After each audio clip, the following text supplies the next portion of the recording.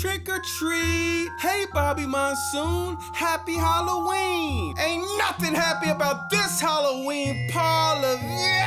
What does that H even stand for anyway? Horrible, horrendous, humiliating? I'll tell you what, I'm giving y'all 3 seconds to get off my porch before I turn this Halloween into New Year's Eve. 3, 2. See what you made me do? You see what you made me do, parlor? Coming to my front door talking about trick or treat. You should have said trick or cheeks because that show was ass. Another Friday night watching SmackDown, or I mean Crackdown, because you gotta be down with smoking crack. To think this was a good show. Shout out to everyone that tuned into my live and oh my God, what is that god-awful smell?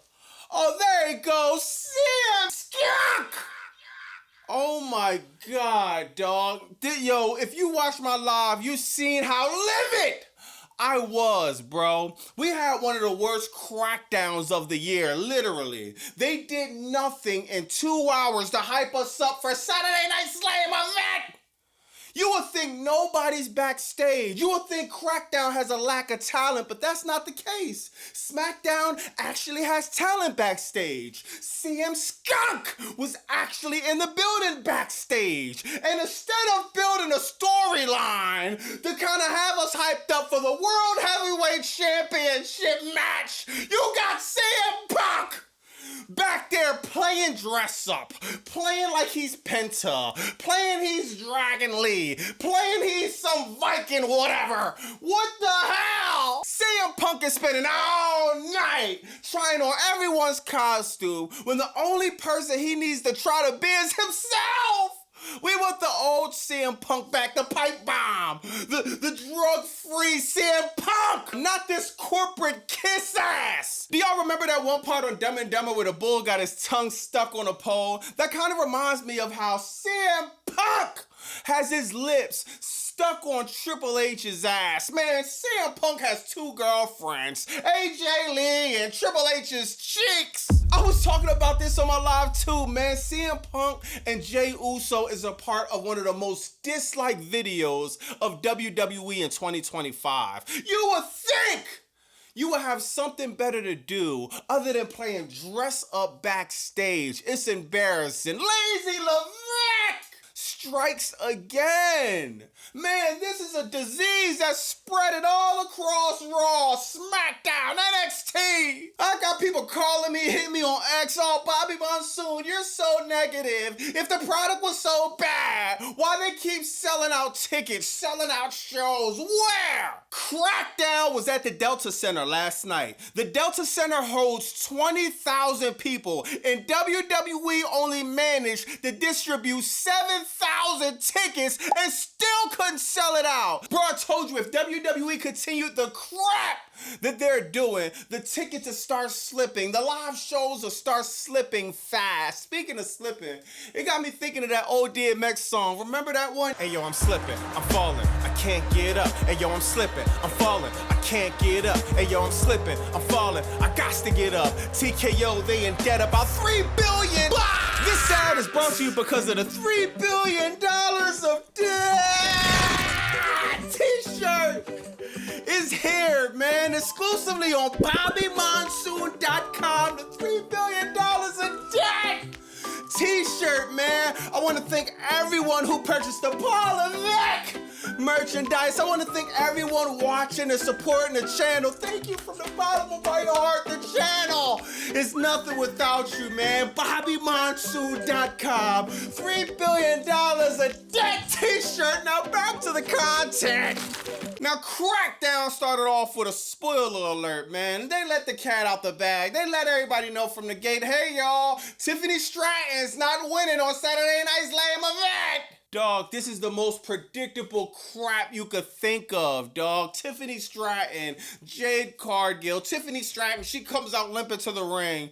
She wants beef with Jade Cargill. Jade Cargill says, why? Why even entertain this? You have a bum knee. Everybody knows I'm about to win tomorrow. And the only thing I hate about this, is a lot of things actually, but the one thing I hate about this is that it's just predictable crap. Lazy Levesque! At least give us some unpredictability that's gonna happen tomorrow. But no, that would take too much brain power, wouldn't it? WWE basically lets us know that Tiffany Stratton will lose. She has the wrap on her knee. They make it obvious.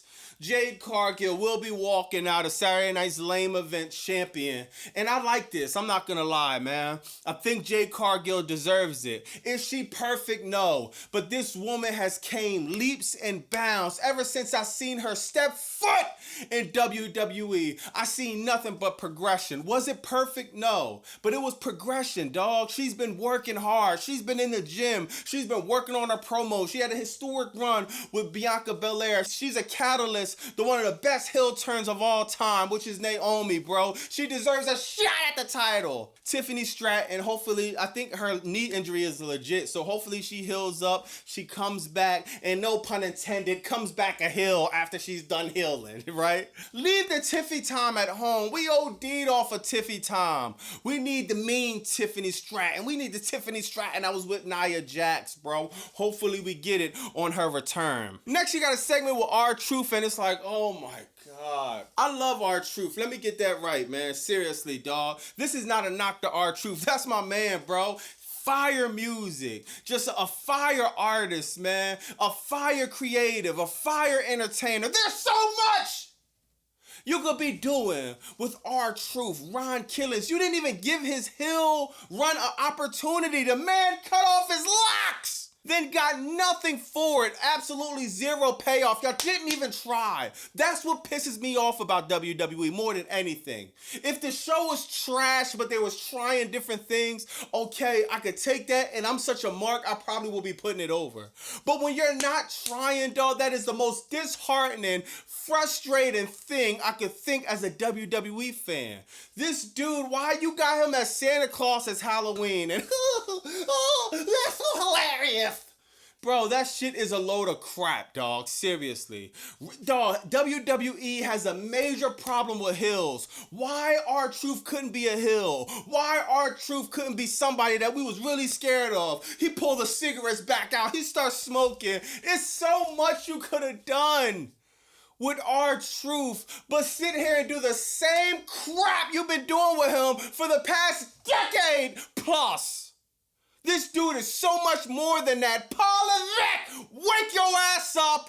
Open up the creative book. Oh, my bad. The creative laptop. Tap in chatgpt.com, Grok, Gemini, whatever the hell you use, and start thinking of some better creative for R-Truth. Next, you got Ilia Dragunov, the US Open Challenge, man. And Ilia Dragunov is one of my favorite wrestlers, dog. I'm like, bro, I couldn't wait till he came back, bro. I'm like, oh, what storylines are they going to put him in? Oh, Lazy Levesque! Again! Oh, let's give him the US Open Challenge. That takes the less brain cells. Now, first, remember, I'm on social media. I'm seeing CM Punk post these pictures with different people masks on.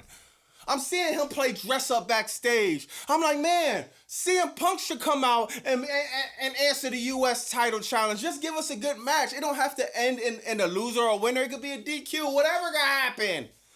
But no, what happens? Nathan Frazier. I'm like, who? Who? Nathan who? Oh, that's the boy from Fraxium. Why would I give a crap about Fraxium? This is a tag team, bro. Dog, why didn't Carmelo Hayes come out there? Oh, because he's in another dumbass storyline that we're going to get to later. Do you have that lack of talent right now in WWE where you couldn't even find one singles competitor to go for the US Open Challenge to make us who in the hell with one single? You don't even need one single. All you need is a half a brain cell to think about this. Who in the hell really was watching Crackdown and thought Nathan Frazier was gonna go over Ilia Dragunov? Dog, I was so pissed off, man. All right, now more on a serious note, man, there was a nasty bump in this match, and it made it more frustrating because the match should have been happening in the first place. But man, I don't know who might have slipped up. I don't know if they was just sweaty, but Nathan Frazier almost broke his neck, man. It was an ugly, ugly spot. I don't even want to call it a botch because it's nothing funny about this, seriously. Nathan Frazier should be very, very, very fortunate he was able to get up, man, seriously. Especially if you're old like me and you've seen the spots like Owen Hart when he broke Stone Cold neck, and we just seen crazy ass spots in wrestling, and that was one of them. To see Nathan Frazier get up from that and not only get up to continue the match, shout out to him, kudos to him, but the match shouldn't have been happening in the first place though, seriously, man. Now next they got a segment with Sami Zayn putting his beady eyes on the undisputed champion. Oh my God, bro. It's like this SmackDown, if you really watch it, it was nothing but spoiler alert. SmackDown spoiler alert edition, bro. My God. Now you're gonna have Sami Zayn go for the undisputed title. Like we can't see a mile away. Sami Zayn is gonna win the Royal Rumble at Riyadh in Saudi Arabia just so you could get the big pop. Shout out to Vince Russo. He called Triple H the king of pops. Duh, it's so obvious. Sami Zayn, Triple H, they're best buds. So he's gonna get the lookout, man, when there's other people that really deserve it, bro. Other people, LA Knight, to name one. Paul McIntyre, dog, it's so many other people that deserve the shot rather than Sami Zayn. Now you got the match with Alexa Bliss and Nia Jax. What are we doing, bro? Like, who's booking this crap? Dog, Nia Jax is like completely out of Alexa Bliss weight class. Why not have Nia Jax completely destroy Alexa Bliss? Then she has to fight Charlotte Flair, and Charlotte Flair could get the get back. At least that makes sense a little bit. Dog, Alexa Bliss beats Nia Jax, and it's just like, this is why you can't build no hills when the hills are losing like this. Imagine if Manny Pacquiao was fighting like Tyson Fury. And I know wrestling is scripted. No, bro. Wrestling is supposed to have some type of logic to it, dog. It just can't be storytelling, cartoon crap. This is nothing but a circus. And y'all know when a boy mad every time Nia Jax loses. Your boy Bobby Masood love the BBWs. So I hate when people like Nia Jax is not getting booked correctly, dog. WWE is the biggest circus in town, and it's embarrassing. And people were sending me this video. I'm like, no, this gotta be AI. This can't be real. Dog, at intermission or whatever, dog, Triple H or whoever's in the back booked literally 2 mascots in the ring wrestling. People in the venue were like, what am I watching? I'm gonna show y'all this.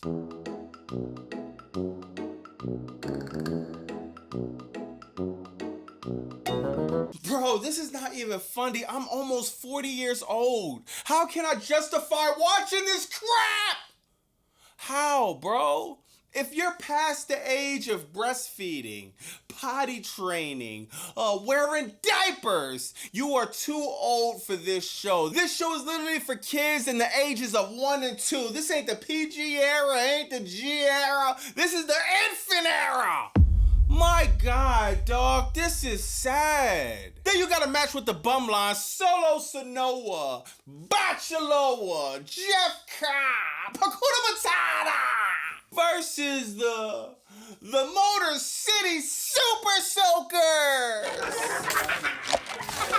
Dog, these dudes have no storyline that we ever gave a crap about. Literally none. Of course, after the match, you got the Bumline beating the Motor City Super Soakers up. Then Rey Fenix, Shinsuke Nakamura comes out. They get beat up too. The Bumline in the middle of the ring.